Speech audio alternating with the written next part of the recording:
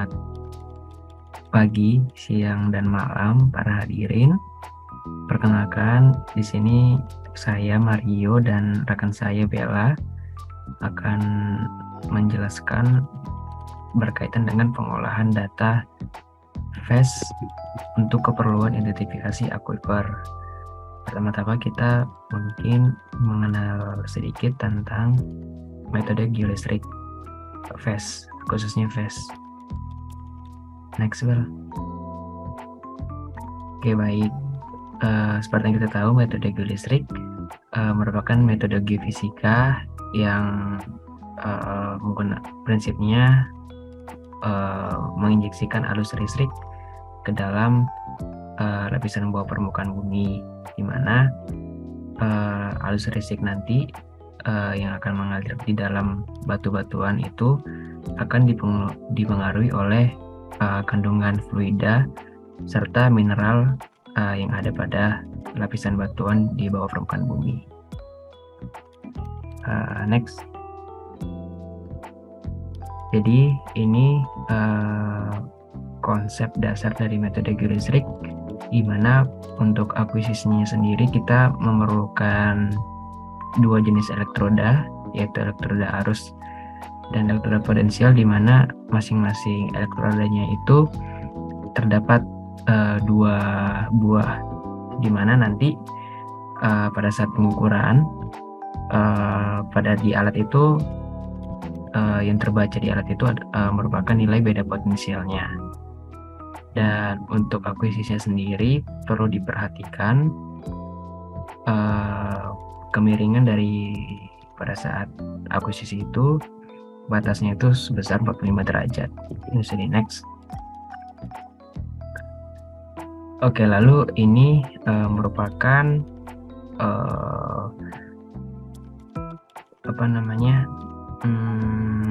asumsi, di mana asumsinya bumi ini berbentuk seperti plat, di mana untuk mencari nilai resistansinya itu menggunakan persamaan di atas di layar, di mana untuk mendapatkan nilai resistivitasnya itu resistasi dikali luas plat per panjang plat. Akan tetapi kan bumi itu bulat, jadi bentuk plat itu diwakili oleh faktor geometri. Next. Nah, ini merupakan faktor geometri. Jadi faktor geometri itu merupakan besaran koreksi terhadap perbedaan susunan letak elektroda, khususnya elektroda arus dan elektroda potensial, di mana untuk susunan letak elektrodanya ini berbeda-beda menyesuaikan dengan konfigurasi elektroda yang digunakan. Mungkin next. Nah, ada dua jenis metode geolistrik, yaitu FAST dan mapping. Dan untuk pada studi kasus ini kita menggunakan metode FAST, di mana untuk metode FAST-nya sendiri itu dia berbeda dengan mapping. Untuk FAST sendiri itu hasilnya itu satu dimensi dan persebaran nilai resistivitasnya itu secara vertikal. Dan untuk mapping sendiri itu hasilnya itu dua dimensi dan persebaran nilai resistivitasnya itu secara lateral. Next. Oke, ini beberapa konfigurasi elektroda yang ada di metode geolistrik. Next. Nah, untuk khusus dari studi kasus identifikasi aquifer, di mana kita menggunakan metode FAST, kita menggunakan konfigurasi elektroda selam bersih, di mana untuk susunan elektrodanya itu dapat dilihat di layar dan persamaan faktor geometrinya juga dapat dilihat di layar. Next.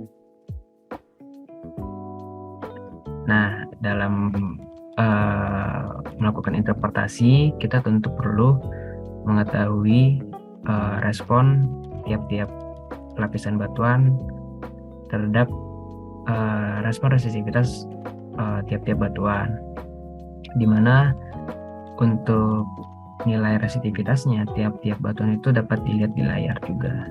Next.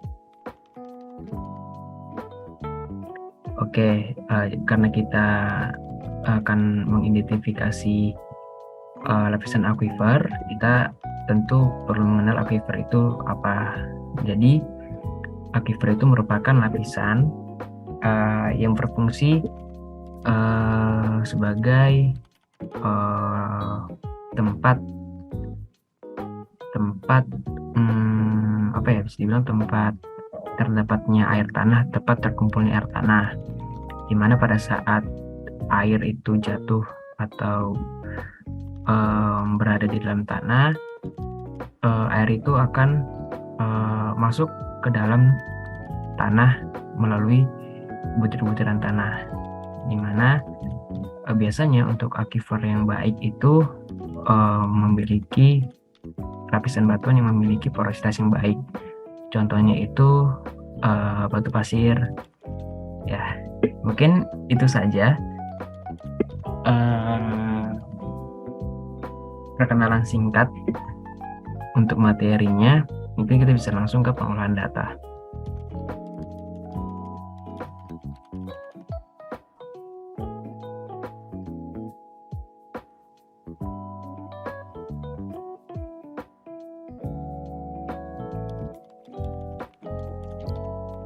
Oke, baik. Selanjutnya, setelah tadi dijelaskan sebelumnya oleh Mario terkait penjelasan umum atau penjelasan singkat terkait metode geolistik resistitivitas sounding atau PES, selanjutnya kita menuju ke pengolahan datanya. Nah, untuk datanya kurang lebih seperti ini.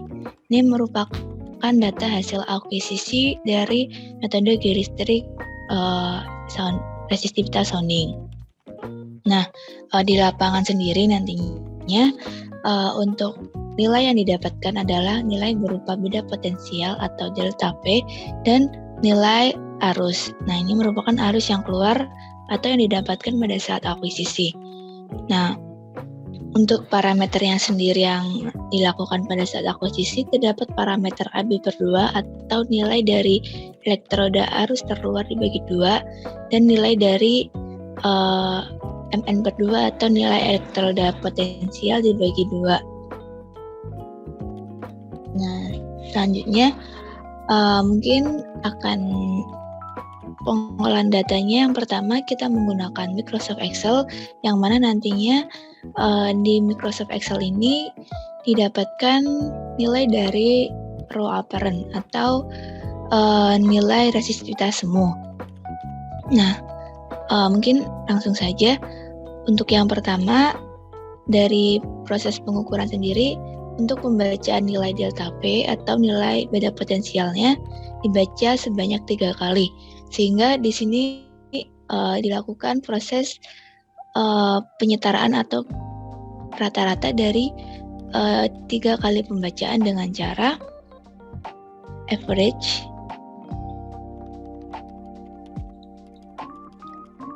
ditambahkan dengan seluruh nilai dari semua pembacaan. Nah, dari sini dapat didrag secara langsung. Selanjutnya nilai arus ini juga sama seperti nilai V, yakni dirata-ratakan terlebih dahulu.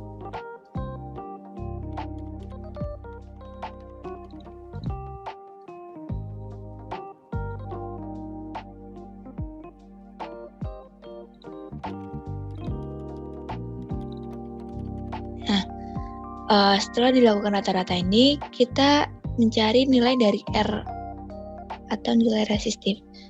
Nah, nilai R ini merupakan nilai hasil pengukuran saat di lapangan, sehingga untuk nilai R ini dapat mengacu pada dasar dari hukum Ohm, yang mana nilai R adalah V dibagi I. Nah, di sini kita langsung saja. Untuk nilai V-nya merupakan nilai rata-rata yang telah dihitung sebelumnya, kemudian dibagi dengan nilai I rata-rata yang telah dihitung sebelumnya. Untuk mempercepat dapat didrag secara langsung. Baik, selanjutnya adalah nilai K. Nah, nilai K di sini merupakan nilai faktor geometri atau ketentuan letak konfigurasi elektroda pada saat akuisisi di lapangan. Nah, untuk nilai K ini mungkin sudah dijelaskan oleh rekan saya sebelumnya. Nanti akan mengacu pada nilai faktor geometri atau letak elektroda. Sehingga pada pengukuran pada pengolahan saat kali ini, untuk nilai K yang digunakan merupakan nilai konfigurasi elektroda faktor geometri dari konfigurasi elektroda, yakni konfigurasi Schlumberger. Karena kenapa menggunakan konfigurasi Schlumberger? Karena untuk metode phase ini atau sounding ini lebih sering menggunakan konfigurasi Schlumberger karena konfigurasi Schlumberger ini memiliki tingkat penetrasi kedalaman yang cukup baik. Nah, untuk faktor geometrinya sendiri ini memiliki persamaan, yakni nilai K sama dengan Pi dikalikan dengan nilai AB per 2 kuadrat. Nah, di mana AB per 2 ini nilai elektroda arus terluar dibagi 2, kemudian dikurangi dengan nilai Mn per 2 atau nilai beda potensial kuadrat, lalu dibagi dengan nilai 2 kali nilai Mn per 2. Nah, untuk di Excel-nya sendiri, biasanya nilai K ini waktu akuisisi sudah tertulis, tapi di sini waktu pengolahan dapat dilakukan lagi untuk QC datanya nanti seperti apa.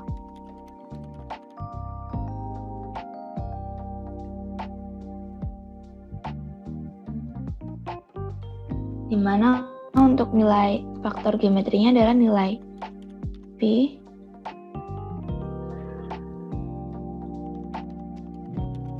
dikalikan dengan nilai AB per 2 kuadrat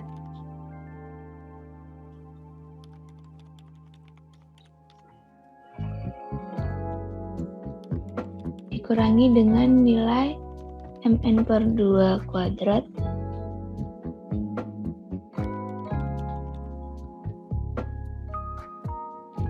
lalu dibagi dengan nilai 2 kali AB per Mn per 2.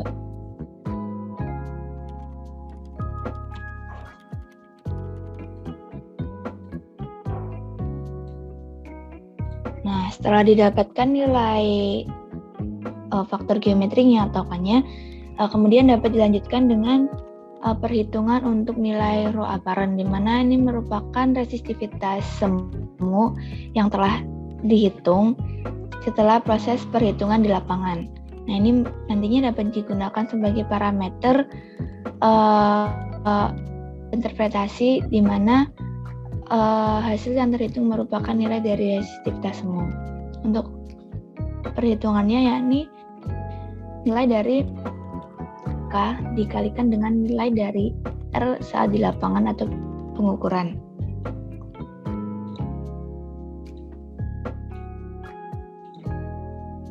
Nah, setelah itu dapat dilihat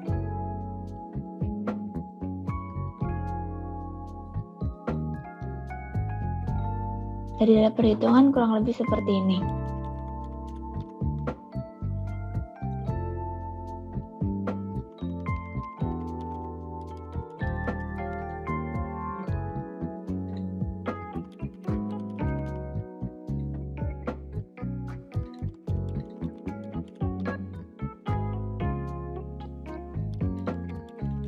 Nah, setelah dilakukan perhitungan semuanya, dikarenakan di sini terdapat nilai yang mana pengukuran untuk AB per 2-nya tetap, tetapi perubahan dari nilai Mn per 2. Nah, di mana ini merupakan dapat dikatakan proses shifting, yang mana proses shifting ini digunakan untuk menghilangkan variasi lateral dan juga menyamakan nilai yang berbeda pada pengukuran pada saat nilai Mn/2 yang sama tetapi perubahan nilai Mn/2 atau elektroda potensialnya.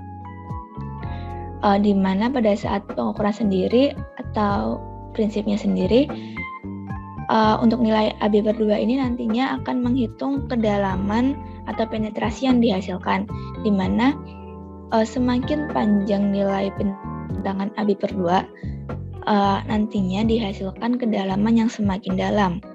Tetapi hal ini ketika nilai beda potensial yang digunakan semakin tetap, nilainya akan semakin menurun dan akan semakin kecil, sehingga dapat dimungkinkan nilai beda potensialnya terukur sangat kecil.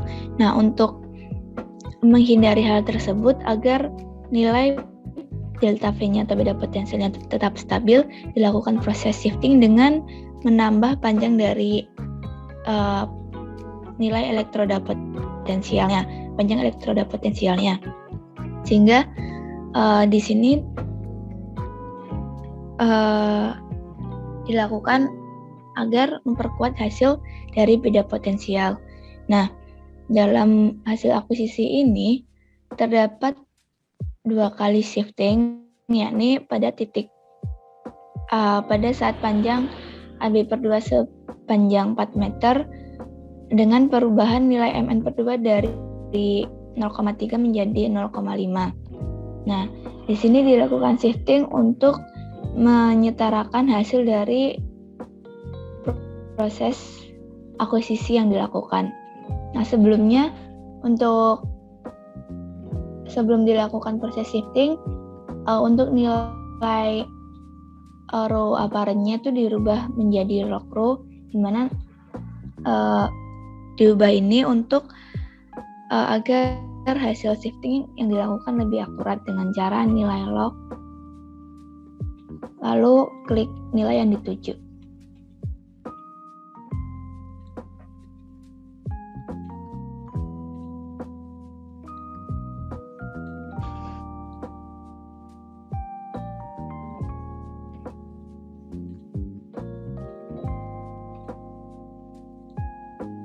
Nah, kurang lebih seperti ini. Untuk proses shiftingnya sendiri dilakukan dengan cara mengurangkan nilai pembacaan pada saat sebelum dilakukan shifting dan setelah dilakukan shifting. Kemudian untuk mendapatkan hasil dari proses shiftingnya dilakukan dengan perhitungan nilai dari hasil yang telah dikurangkan tadi ditambahkan dengan nilai proses setelah shifting. Nah, sebelumnya diberikan tanda dolar untuk mengunci nilai yang telah dikurangkan terlebih dahulu sebelumnya.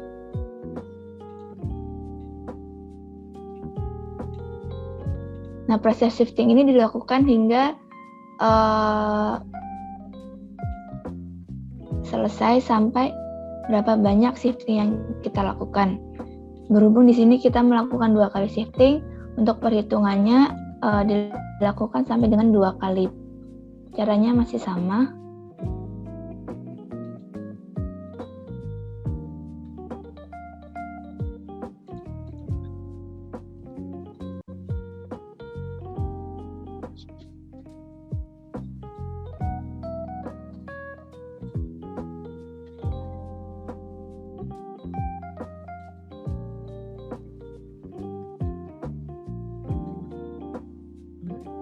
Nah, setelah didapatkan hasil dari proses shifting, nah ini kita membuat kolom baru, di mana nantinya merupakan hasil yang sudah tetap atau sudah jelas, yang mana dia akan diolah ke software selanjutnya. Nah, sebelum itu dipindahkan terlebih dahulu.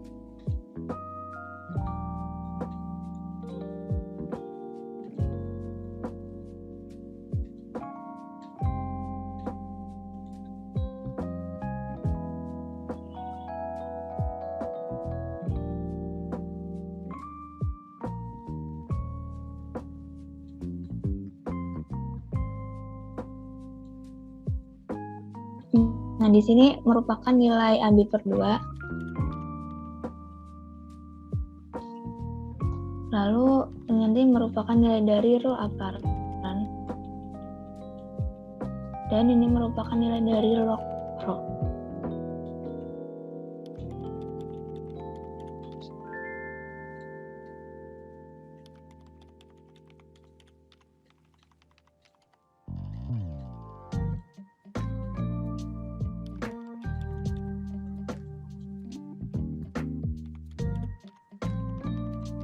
Nah, sebelum itu kita mengembalikan lagi nilai log rho menjadi bentuk nilai rho aparan, di mana untuk perhitungannya atau persamaannya adalah power,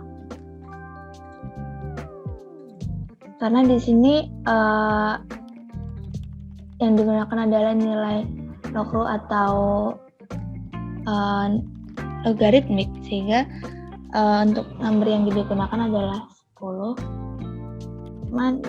nilai yang dituju. Nah, di sini kurang lebih hasilnya seperti ini. Untuk memastikan hasil yang didapatkan sudah baik atau belum, pada saat di lapangan maupun pada saat pengolahan dilakukan QC data. Namun biasanya ini digunakan saat di lapangan untuk QC data lapangan dengan menggunakan grafik logaritmik.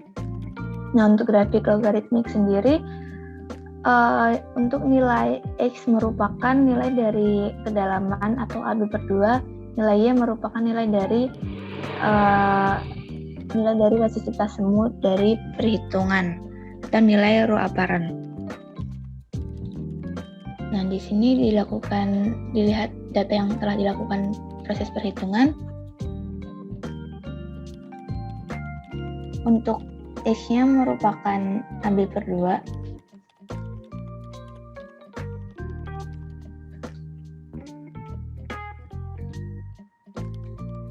Nilai Y-nya merupakan nilai dari resistivitas semuanya.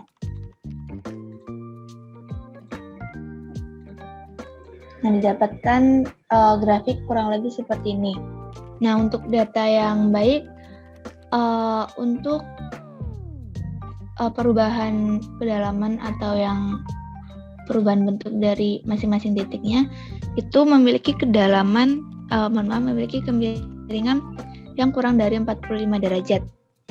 Itu untuk data yang cukup baik. Nah, namun ini terdapat data yang memiliki kemiringan kedalaman yang cukup dalam, sehingga mungkin pada saat akuisisi atau pengukuran terdapat beberapa hal yang kurang tepat, seperti penanjapan elektroda atau pada saat hasil pengukurannya. Nah, setelah dilakukan proses perhitungan di Excel ini, dilanjutkan ke proses selanjutnya untuk interpretasi atau pengolahan lanjut menggunakan software Progress. Tetapi sebelum itu, sebelum dilakukan pada Progress, hasil yang didapatkan dari perhitungan dipindahkan terlebih dahulu atau kita salin dan diletakkan pada notepad. Nah, di notepad sendiri nantinya terdapat beberapa hal yang dimasukkan. Yang pertama, jumlah titik.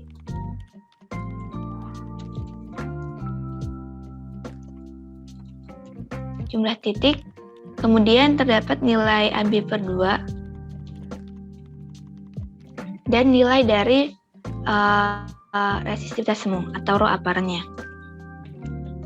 Dan untuk format yang digunakan nantinya dalam notepad ini adalah .ind. Nah, ini merupakan format yang digunakan nantinya yang dapat diinput pada software Progress. Nah, baik. Di sini dapat kita ketahui bahwa data yang didapatkan sebanyak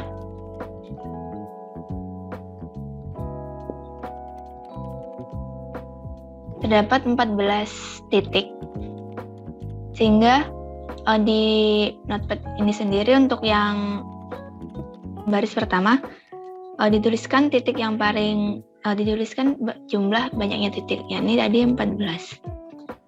Selanjutnya, nah di sini merupakan nilai dari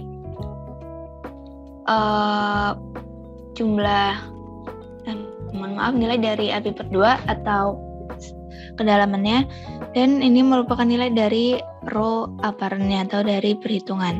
Nah, untuk sebelum itu, agar dapat dilakukan proses pengolahan untuk nilai peletakannya seperti ini. Jadi untuk nilai row apparent-nya di bawah nilai dari AB/2.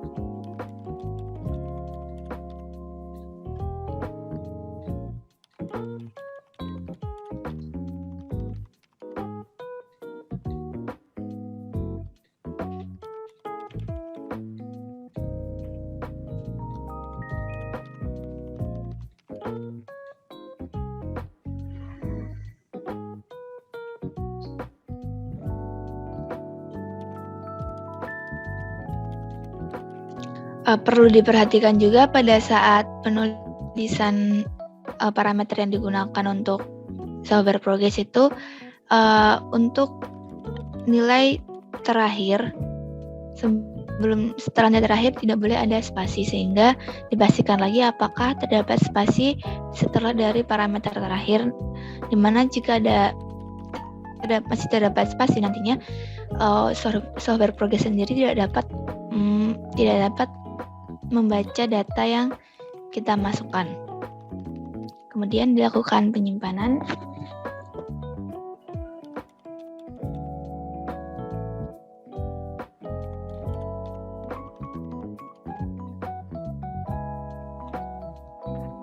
Nah, untuk format yang digunakan adalah .ind agar nantinya dapat terbaca oleh progress. Nah, setelah dilakukan pembuatan peletakan data pada notepad, dilanjutkan ke progress software progress. Nah, di sini terdapat beberapa hal. Terdapat menu atau tools, observe data, forward modeling, inverse modeling, dan interpretasi data. Nah, pertama dilakukan open atau membaca data. Nah, tadi kita beri nama SEG1, lalu kita buka. Nah, datanya kurang lebih seperti ini. Nah, di sini juga terdapat beberapa tools yang perlu diperhatikan. Di sini terdapat beberapa elektroda yang digunakan, konfigurasi elektroda yang digunakan. Terdapat konfigurasi Schlumberger, Wiener, dipole, equatorial dipole, azimuth dipole, radial dipole, perpendicular dipole, dan parallel dipole. Berhubung di sini kita menggunakan konfigurasi Schlumberger, maka untuk parameter tools yang digunakan adalah konfigurasi Schlumberger, sehingga kita mengklik dari konfigurasi Schlumberger. Nah, setelah dilakukan pembacaan data atau menginput data dalam observe data ini, selanjutnya dilakukan proses forward modeling. Forward modeling ini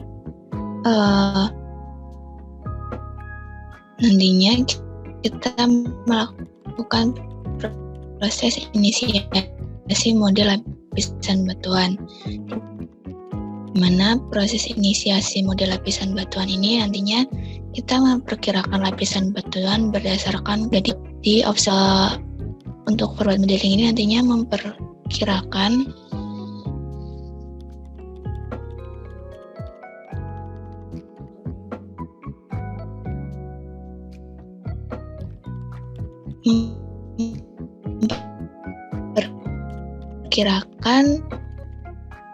nilai kedalaman dan nilai resistivitas ketemu pada tiap-tiap lapisannya. Ini sebagai namun sebelumnya. Namun sebelumnya secara umum untuk dapat menentukan atau memperkirakan berapa banyak lapis pengukuran atau akuisisi yang telah dilakukan dapat digunakan perkirakan, di mana untuk lapisan itu dapat dihitung dengan cara slope atau kemiringan ditambah 1. Nah, di sini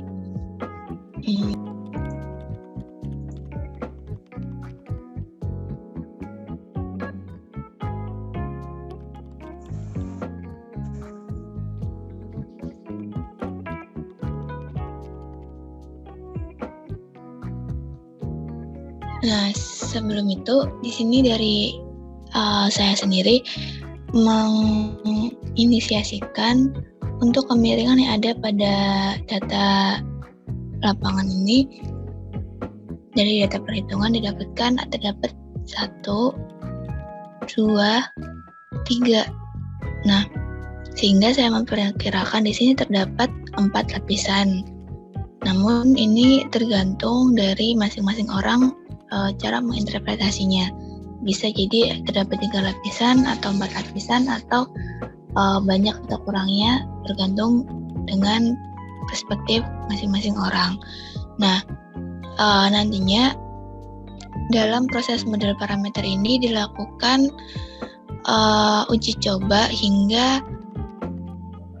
jumlah angka atau data yang didapatkan mendekati kecocokan antara data pengukuran di lapangan dengan kurva model resistivitas. Nah, di sini terdapat beberapa titik dan garis yang mana di sini terdapat deskripsi. Titik merupakan observe data yang mana titik biru ini merupakan hasil data pengukuran di lapangan. Kemudian ada calculate data yang mana garis kuning ini merupakan kurva model data di lapangan.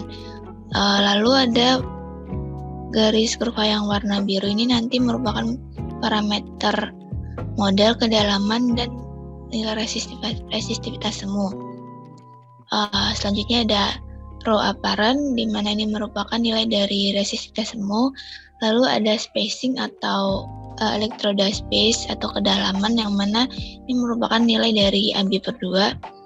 Depth merupakan kedalaman dari lapisan. Resistivity adalah nilai dari resistivitas sebenarnya dari lapisan. Nah, waktu proses forward modeling atau inisiasi model dari data lapangan di sini menggunakan kurva yang digunakan di sini merupakan kurva logaritmik, sehingga untuk menentukannya juga sesuai dengan nilai dari kurva logaritmik tersebut.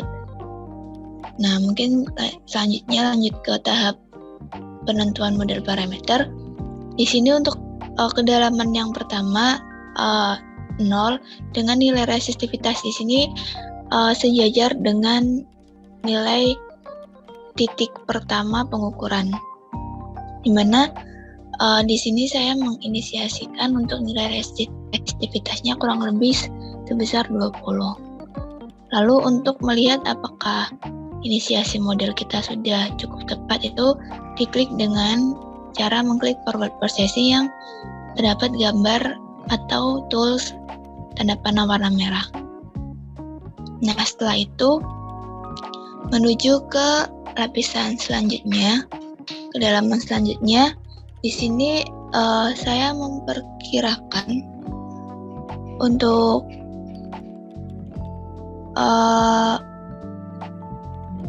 penurunan pertama untuk lapisan yang kedua itu berada di sekitar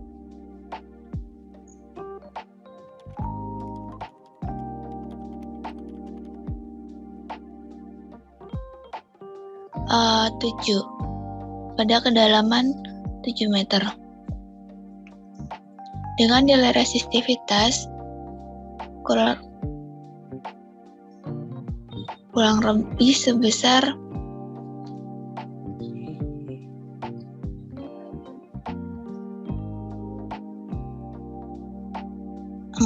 di sini saya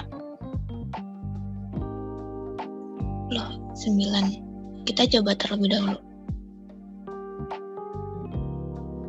Nah, di sini masih terlalu jauh dari titik yang ingin kita dapatkan. Ini untuk kurva kuningnya kalau bisa itu mengikuti pola dari titik-titik akuisisi atau observe data. Nah, di sini sudah muncul bentuk dari model parameter, kedalaman, dan nilai resistivitas. Nah, ini saya ubah lagi menjadi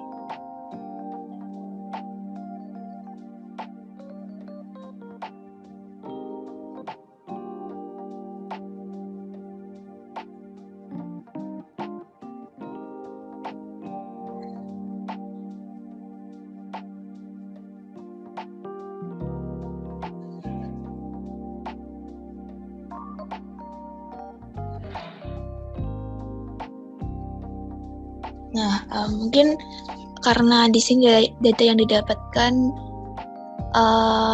untuk jarak antar titiknya terdapat beberapa yang terlalu jauh atau lebih dari 45 derajat, sehingga untuk data yang dihasilkan kurang baik, sehingga di sini kita menyesuaikan bentuk dari titik-titik sesuai dengan apa yang diinisiasikan. Selanjutnya untuk ke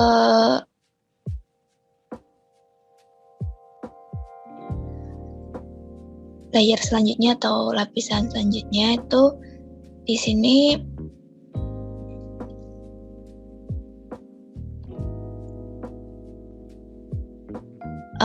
saya memperkirakan 5 karena untuk lapisan selanjutnya di sini sudah mulai terdapat perubahan kedalaman. Nah, di sini interpretasikan nilainya adalah 8 dengan besar nilai resistivitasnya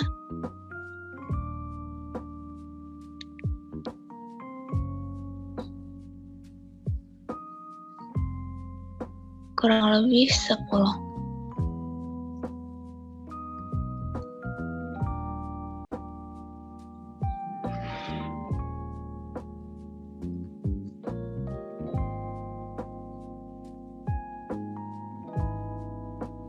Nah, untuk lapisan yang terakhir di sini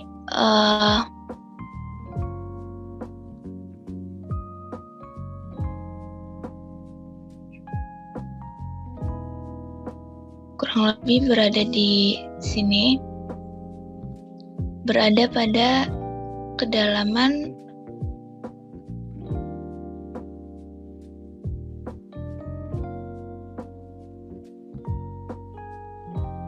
atau di sini bisa berada pada kedalaman 20 meter dengan karena di sini untuk nilainya semakin naik sehingga untuk nilai resistivitasnya diperkirakan melebihi dari titik terakhir. Nah, di sini kurang lebih nilainya 10. Lalu dilakukan forward processing. Nah, kurang lebih seperti ini. Untuk data yang bagus nantinya itu kalau bisa untuk model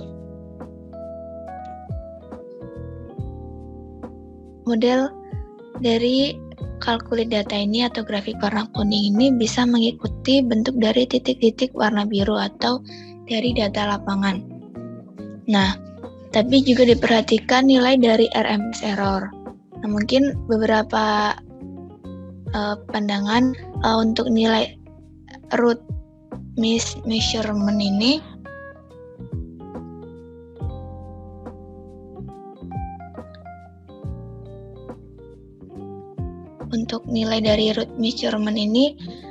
bisa nilainya dapat dikatakan cukup baik jika di bawah 20 atau di bawah 10%. Tetapi di sini saya menginisiasikan bahwa dapat menggunakan bahwa jika nilai root mean square atau RMS error-nya itu di bawah 20% masih dikatakan cukup baik. Nah, setelah pada proses forward modeling ini dilakukan ke tahap selanjutnya, yakni proses inverse modeling. Nah, setelah dilakukan forward modeling dapat dilakukan proses inverse. Nah, di sini inverse modeling ini merupakan pemodelan untuk mendapatkan nilai persebaran dari nilai resistivitas sebenarnya dengan memperkecil atau mendekatkan hasil forward modeling dengan data di lapangan. Nah, di sini caranya inverse modeling dan mengklik tools panah inverse processing.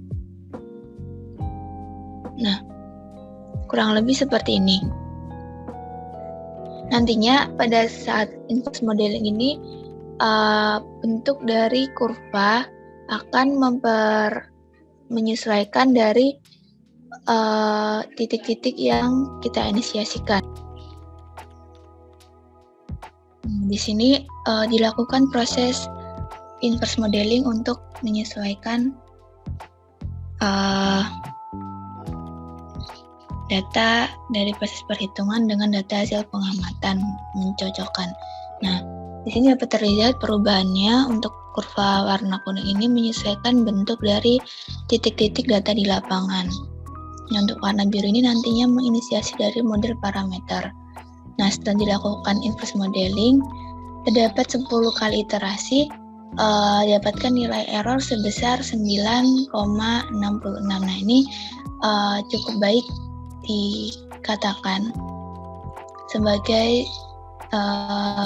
data yang cukup reliable karena kemungkinan error yang didapatkan juga cukup kecil. Nah, di sini hal-hal yang perlu diperhatikan adalah nilai iterasi. Nah, semakin data yang dihasilkan juga akan semakin smooth, tapi terlalu banyak iterasi yang digunakan nantinya juga akan mempengaruhi hasil di lapangan karena semakin smooth data yang didapatkan, maka akan terdapat beberapa data yang terbuang. Nah, yang mana nantinya itu akan hasil semakin banyak iterasi nantinya juga akan berpengaruh ke nilai RMS error, yang mana nilai RMS error juga akan semakin kecil. Sehingga datanya cukup baik tapi tidak relevan dengan data di lapangan. Nah, kurang lebih seperti ini. Setelah dilakukan iterasi, dilakukan ke tahap selanjutnya, yakni interpretasi data resistivitas log. Di sini diklik saja toolsnya, akan muncul seperti ini.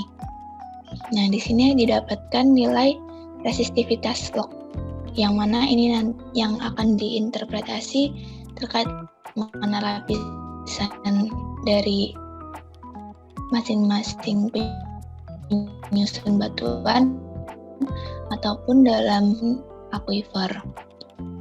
Nah, tapi sebelum itu, untuk nantinya dapat dihasilkan data yang lebih jelas, dilakukan penyimpanan terlebih dahulu dengan cara klik file, lalu kemudian klik print to file, dan dikasih nama. Ini terserah dari masing-masing orang untuk pemberian nama.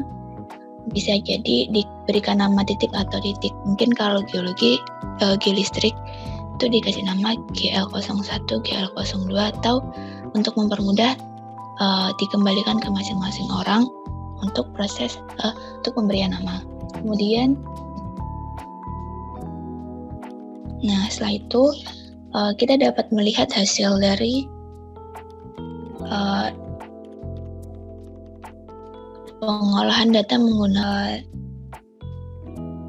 38 progres software progres ini.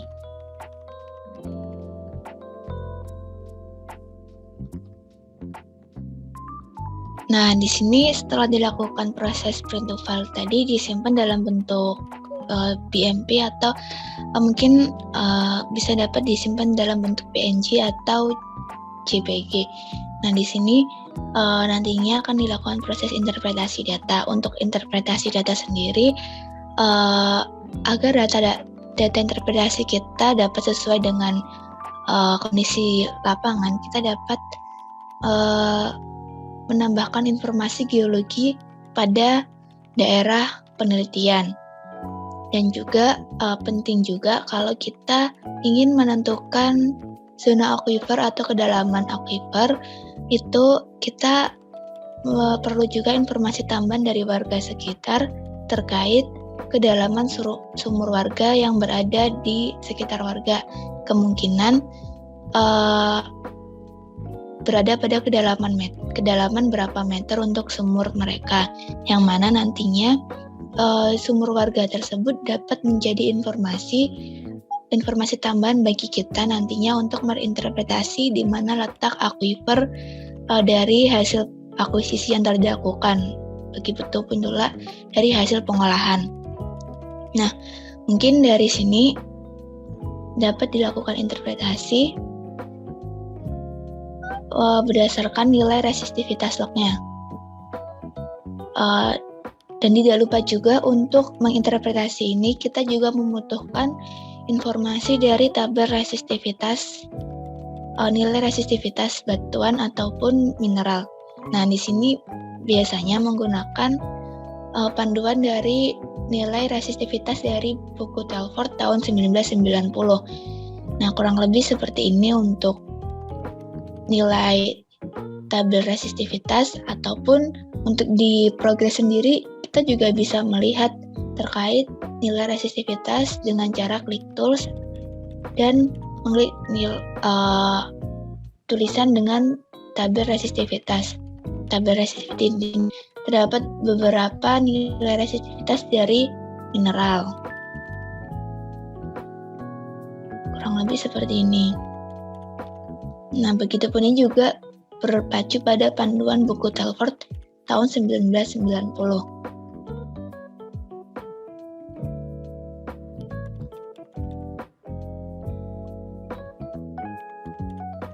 Interpretasi dari kemungkinan di sini terdapat 3 lapisan karena di sini nilai resistivitas lognya sebesar 17,81 ohmmeter. Di sini nilainya untuk lapisan kedua terdapat 5,74 ohmmeter. Untuk lapisan selanjutnya terdapat nilai 7,03 ohmmeter, dan lapisan selanjutnya yang terakhir, untuk lapisan keempat terdapat nilai sebesar 48,09 meter. Nah, di sini terdapat nilai depth atau kedalaman, di mana ini merupakan kedalaman target yang didapatkan setelah hasil akuisisi, di mana dari hasil pengolahan yang telah dilakukan untuk kedalaman yang didapatkan kurang lebih sebesar 20 meter. Tapi ini bisa juga semakin dalam lagi jika mungkin yang telah dijelaskan sebelumnya, jika ingin memperdalam kedalaman dari hasil pengukuran itu dapat memperpanjang nilai dari parameter bentangan AB/2 atau panjang dari elektroda arusnya. Nah, di sini dapat diinterpretasikan untuk lapisan kedua dan ketiga ini kemungkinan masih satu lapisan, karena untuk nilai yang dihasilkan, nilai resistivitas sebenarnya, nilai resistivitas yang didapatkan masih cukup berdekatan, sehingga dapat dari saya sendiri dapat diinterpretasikan dari resistivitas log ini untuk kedalaman lapisan dari daerah penelitian terdapat 3 lapisan. Lapisan yang pertama berada dari kedalaman 0 sampai kurang lebih 4,5 meter. Untuk lapisan yang kedua dari 4,5 meter sampai kedalaman 14 meter. Dan untuk lapisan yang ketiga berada di kedalaman 14 meter sampai dengan tak terhingga tidak tahu sampai pada kedalaman berapa. Nah, dari sini dapat diidentifikasikan untuk zona akuifernya kurang lebih pada kedalaman 14 meter. pada nilai resisitivitas 48,09. Karena untuk jika dilihat dari tabel resisitivitas untuk nilai air tanah berada pada rentang 0,5 sampai 300 liter. Tetapi untuk beberapa referensi atau yang dibaca atau yang saya dapatkan sebelumnya lebih sering didapatkan berada pada nilai rentang resisitivitas 20 hingga 40 ohmmeter. Nah, di sini kemungkinan untuk aquifer yang didapatkan di daerah penelitian itu memiliki nilai resisitivitas sebesar 48 berada pada kedalaman 14 meter. Nah, tetapi tidak menutup kemungkinan ini juga berada pada lapisan yang lain atau batuan yang lain, karena di sini tidak terdapat informasi tambahan berupa geologi regionalnya, karena untuk membantu interpretasi geologi regional juga cukup proses interpretasinya nantinya. Nah, kurang lebih seperti itu untuk proses pengolahan dan interpretasi. Mohon maaf bila ada kesalahan atau kekurangan dalam proses pengolahan atau interpretasi dalam metode geolistrik sounding atau FAST ini. Dari saya, terima kasih, dan rekan saya Mario. Selamat pagi, siang, sore, atau malam seluruh pendengar dan yang melihat video ini, semoga bermanfaat. Mohon maaf bila ada kesalahan ataupun kekurangan. Saya tutup. Wassalamualaikum warahmatullahi wabarakatuh.